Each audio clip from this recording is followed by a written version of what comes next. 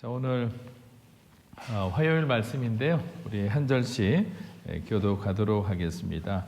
마가복음 12장 1절에서 12절 말씀입니다. 예수께서 그들에게 비유를 들어 말씀하기 시작하셨습니다. 어떤 사람이 포도원을 하나 만들어 울타리를 치고 땅을 파서 포도즙 짜는 틀자리를 만들고 망대를 세웠다. 그러고는 어떤 농부들에게 포도원을 세주고 멀리 떠났다. 소할 때가 되자 주인은 포도원에서 난 소출 가운데 얼마를 받아오라고 종을 농부들에게 보냈다. 그런데 그들은 그 종을 잡아다가 때리고는 빈손으로 돌려보냈다. 그러자 주인은 그들에게 다른 종을 보냈다. 그러나 그들은 그 종의 머리를 때리고 모욕했다. 주인은 또 다른 종을 보냈지만 그들은 그 종을 죽여버렸다. 그러고 나서도 주인은 계속해서 다른 종들을 많이 보냈는데 농부들은 그 종들을 때리고 더러는 죽이기도 했다.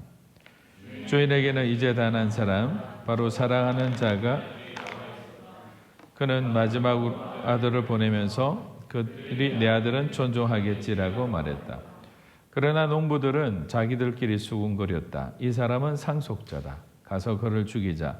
그러면 그 유산은 우리 차지가 될 것이다. 그리하여 농부들은 아들을 데려가 죽이고 포도원 밖으로 내던져 버렸다. 이렇게 되면 포도원 주인이 어떻게 하겠느냐? 그가 와서 그 농부들을 죽이고 다른 사람들에게 포도원을 줄 것이다. 성경에서 이런 말씀을 읽어보지 못했느냐? 건축자들이 버린 돌이 집 모퉁이의 머릿돌이 됐다. 주께서 이렇게 하셨으니 우리 눈에 놀랍게 보일 뿐이다. 그러자 그들은 예수께서 말씀하신 이 비유가 자기들을 가리켜 말씀하시는 것을 알아차리고 예수를 체포할 방도를 모색했습니다. 그러나 백성들을 두려워 예수를 그대로 두고 가버렸습니다. 네. 자, 이것도 성경에 나오는 그 유명한 비유의 말씀 중에 하나입니다. 우리는 비유는 비유적으로 해석을 해야지 사실 그 말씀이 갖고 있는 깊은 뜻을 우리가 잘 알 수가 있어요. 일단은 전체적으로 보면 심판과 구원의 주인이 누구임을 정확하게 선언을 하고 있느냐면 예수 그리스도 그리고 하나님이 이 모든 심판의 주인이심을 그렇게 명확하게 하고 있습니다. 비유된 내용들 중에 우리 포도원은 무엇을 가리키죠? 포도원은 이스라엘이잖아요. 포도원의 주인은 하나님이시고 종들은 하나님이 보낸 선지자들이에요. 선지자들을 보내서 이스라엘 백성들에게 계속적으로 회개를 촉구했지만 그들이 하나님의 말씀을 듣지 않고 끝까지 선지자들을 죽이거나 아니면 매질을 하거나 그들을 모욕하기도 했습니다. 여기서 모욕이라는 것은 과거에는 제수들을 잡아서 이스라엘 사람들은 제수들의 이렇게 엉덩이 부분을 이렇게 바지를 이렇게 구멍을 냅니다. 그렇게 해서 가장 심한 수치를 줘서 다시는 그런 행동을 못하게. 그러니까 일반적으로 고통스러운 고문보다 어떤 수치를 줌으로 인해서 그 일을 못하게 하는 거죠. 굉장히 악한 행동들을 마음껏 자기들 서스럼 없이 그렇게 저질렀던 겁니다. 근데 그런 어떤 열매 맺지 못한 자들에게 하나님은 오늘 이 비유를 통해서 예수님은 무엇을 전하고자 하실까? 이 부분을 우리가 좀 초점을 맞추면 좋을 것 같아요. 저는 이렇게 먼저 전제를 하고 싶어요. 하나님의 은혜는 모든 것을 완벽하게 준비해 놓고 계시다는 거예요. 저와 여러분을 위해서. 결국 우리가 하나님의 초청에 어떻게 반응하느냐가 중요한 거예요. 왜냐하면 이사야서 5장 2절을 보니까 이렇게 표현이 되어 있어요. 심히 기름진 산에 땅을 파서 돌을 제하고 극상품 포도나무를 심었다. 우리에게 주신 것은 너무나 기름진 옥토 같은 것을 저와 여러분에게 주셨어요. 하나님의 꿈과 비전은 하나님이 완전하시고 완벽하시기 때문에 그냥 어설픈 것을 우리에게 주지 않아요. 왜냐하면 우리는 자녀가 됐잖아요. 예수님을 영접하는 동시에 하나님의 자녀가 됐기 때문에 저와 여러분에게 주시는 것은 하나님이 차선의 것은 절대로 안 줘요. 우리가 제대로 기도하고 하나님의 뜻을 따라서 그분의 음성을 잘 듣는다면 하나님은 저와 여러분, 여러분의 가정, 여러분 자녀들에게 가장 선하고 좋은 곳으로 이미 예비하고 있는 거예요. 그것을 우리가 어떻게 받아들이냐 문제거든요. 그런데 그런 좋은 땅에 그 상품의 포도 씨앗을 줘서 자라나게 했는데 문제는 뭐냐면 이들이 맺은 열매는 들포도를 맺은 거예요. 들포도라는 것은 사실 먹을 수도 없죠. 맛도 없죠. 여기서 핵심은 뭐냐면 소출을 거부하는 그런 그들의 어떤 반역적인 행동도 있지만 사실은 하나님의 사명, 주님이 주신 그 일들을 우리가 너무나 소홀히 했다는 거예요. 자기들이 보니까 주인이 종을 보냈을 때 소출을 요구하잖아요. 이 말은 어느 한순간에 하나님이 우리에게 무한정 은혜를 주시다가도 갑자기 계산하실 때가 있어요. 우리에게 뭔가 열매를 요구할 때가 있어요.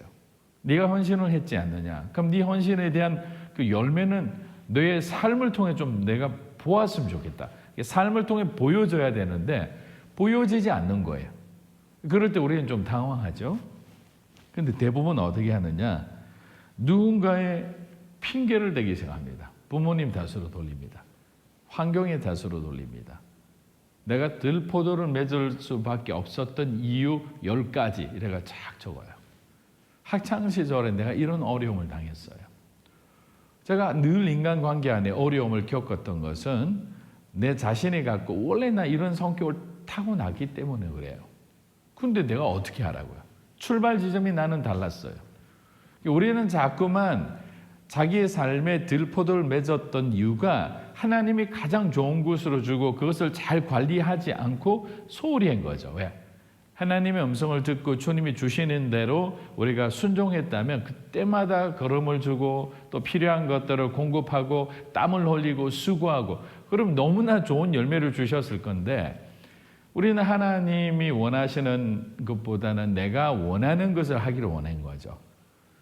죄가 주는 쾌락에 취해 있었던 거죠. 그러다가 하루 이틀 소홀히 다루다 보니까 점점 우리들이 하나님이 맡기신 그 포도원이 엉망이 되어 가고 있는 거예요. 나중에는 어디서부터 손을 쓸 수가 없는 그런 상황이 된 거죠. 그러니까 이들이 하는 선택은 뭐냐면 자기를 정당화시키고 합리화시키고 하나님이 보내주신 말씀, 여기서는 종이지만 말씀을 주실 때가 있잖아요. 누군가를 통해 여러분 위해서 기도하는 사람들이 조언을 해줄 때가 있어요. 그럼 우리는 어떻게 하느냐? 그 말 자체를 죽여버리는 거예요. 아니야. 왜곡하는 거예요. 하나님은 원래 이런 뜻이 아니야. 그러니까 보내주시는 말씀, 들려지는 말씀을 우리는 깡그리 무시하기 시작하는 거예요. 저는 이게 종들을 매질하고 때리는 거라 생각해요. 예배를 통해서 우리에게 뭔가 시그널을 주시는 거예요. 하나님이. 돌이킬 수 있는 시간들을. 근데 받아들이질 않는 거죠. 왜? 이미 내 삶엔 엉망진창이 되어 있고 하나님을 내가 품고 하나님을 내가 제대로 믿지 않고 있기 때문에 그냥 이판사판 그냥 자기가 가는 대로 가는 거예요. 그리고 이 모든 것은 심지어는 하나님 탓이라고 생각하는 거죠. 하나님이 말려주셨어야죠. 주님은 왜 그냥 저를 그대로 두셨나요? 저를 멈출 수 있는 능력이 하나님이시잖아요. 나는 연약한 죄인이에요. 저희 부모님도 제가 잘못하면 야단칩니다. 하지 말라고 해요. 그럼 저는 안 했어요. 당분간은. 근데 왜 하나님은 말씀 안 하시는 거죠? 그리고 이 지경이 된 다음에 지금 나보고 심판하겠다, 야단치시겠다, 이건 좀 너무 하나님 비상식적이지 않나요? 사랑하는 자로 이렇게 내팽겨치는 게 어디 있나요? 로마서 말씀을 하나님 들이대잖아요. 그냥 상실한 마음대로 그대로 둔다고. 왜? 말씀을 안 하신 게 아닌 거죠. 우리가 안 들었던 거예요. 계속적으로 말씀을 주시는데 그냥 내가 하는 일이 좋은 거예요. 그렇게 우리는 회개의 시간이 있었는데도 그 기회를 계속 놓치고 있었던 거예요. 그런데 또 하나 우리가 주의해야 될 것이 뭐냐면 죄는 자꾸만 자랍니다. 여러분의 악행은 점점 독해지고 악해져요. 여기도 보니까 처음에는 주인이 보냈을 때 자기들도 들포도를 맺었고 수확이 안 좋으니까 이 결과를 이렇게 비치면 혹시 주인이 자기들에게 이 소작할 수 있는 이 권한을 다 빼앗아가면 어떨까? 막 이런 두려움이 있었을 거 아니에요. 그러다가 궁여지책으로 그냥 이 종들을 갖다가 협박을 하고 두들기는 걸로 매질하는 걸로 하고 너 주인에게 똑바로 말해. 근데 나중에는 이 죄가 점점 커지는 거예요. 죽이기까지 하는 거예요. 우리도 처음에는 작은 죄를 저지르다 보면 어느 순간에 큰 죄도 익숙하게 되는 거예요. 거짓말을 하다 보면 한두 번 하다 보면 나중에는 거짓말을 익숙해서 그냥 거짓말을 설계까지 해요. 완벽하게. 근데 그 거짓말이 결국에는 들통나게 되어 있는 거예요. 그러면 감당이 안 되는 거죠. 죄는 자라는 거예요. 믿음만 자랄 뿐만 아니라 우리 안에 있는 그 죄성도 자꾸만 자라나기 때문에 우리는 항상 우리 자신을 말씀에 비추어 봐서 경계해야 되는 거예요. 그렇지 않으면 나중에는 정말 이게 하나님이 주시는 그 가장 중요한 정말 이 회개의 골든타임을 놓치게 되는 거예요. 그것만큼 불행한 일은 없어요. 자, 계속 보내도 매질하고 죽이기까지 하고, 그리고 한두 명도 아니죠. 계속 숱하게 보낸 거예요. 숱하게 지금도 이 시간도 하나님은 저와 여러분에게 말씀하고 계시는 거예요. 어떤 부분에 대해서 여러분이 알고 계시는 거예요. 여러분이 지금 느끼고 있는 거예요. 여러분 마음에 부담되는 거, 그 부분을 계속 말씀하고 계시는 거예요. 언제까지 여러분 반응하지 않으실 건가요? 반응을 해야 되는 거예요. 언제 반응하느냐? 아들을 보내실 때는 돌이켰어야 되는 거예요. 종들을 보낼 때까지는 소위 말하면 우리가 잘못할 수 있어요. 방황할 수 있습니다. 그런데 아들을 보낼 때 하나님의 마음은 어떻게 했느냐? 그래도 내 아들을 보내면 다르겠지. 우리에게 더 강한 말씀, 더 큰 은혜를 주시면, 고난 가운데 있고 죄 가운데 있는데도 하나님이 더 큰 은혜를 주시고 우리의 환경을 오히려 더 좋게 해주시면, 그렇구나. 이제 하나님께서 동이 서에 먼 것처럼 우리의 죄를 깨끗이 씻겨주시고 이제 하나님이 원하시는 그런 삶을 살 수 있도록 인도해 주시는구나. 이제 나는 돌이키자. 은혜의 삶을 살자. 주님 말씀대로 살아가자. 이렇게 할 수 있는데 아들이 왔음에도 불구하고 틀어진 마음, 죄 가운데 있는 마음은 아들을 죽이고자 하는 거예요. 이것이 너무나 우리들 삶 가운데 있어서는 안 되는 너무나 두렵고 떨리는 그런 일들입니다. 그래서 요한일서 5장 12절에 보면 아들이 있는 자에게는 생명이 있고 아들이 없는 자에게는 생명이 없다 했습니다. 예수님을 마음에 품고 그분이 가셨던 십자가의 길을 우리도 가겠다는 그런 결단을 하고 살아가는 자에게는 기회가 있는 거예요. 회복의 시간이 반드시 찾아오는 거예요. 하나님 우리를 살려주시는 거예요. 변화시켜주는 거예요. 아무도 기대하지 않았던 그런 일들이 일어날 수 있는 거예요. 왜냐하면 우리는 우리 자신을 바라보도 희망이 없다고 생각할 때 많이 있어요. 우리 가정을 보면 우리 가정이 어떻게 회복될 수 있을까? 깨어짐의 강도가 심하고 오래될수록 그렇게 생각할 수 있죠. 근데 믿음으로 사는 교회 우리 수요예배 때 에스겔 골짜기에 설교를 했잖아요.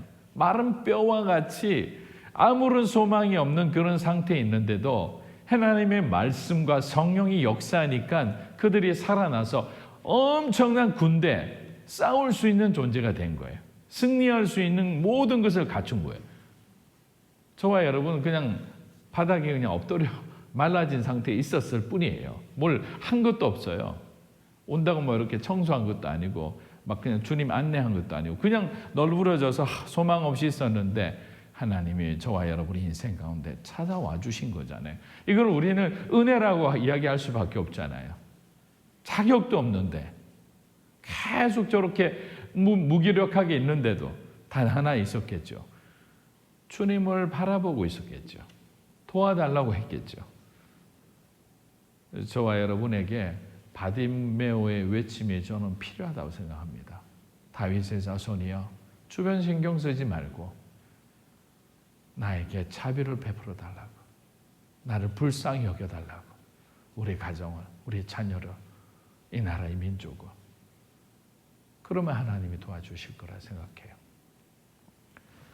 충성된 성도는 하나님께 책망받을 때 더욱 주님을 의지한다라는 글귀를 봤어요.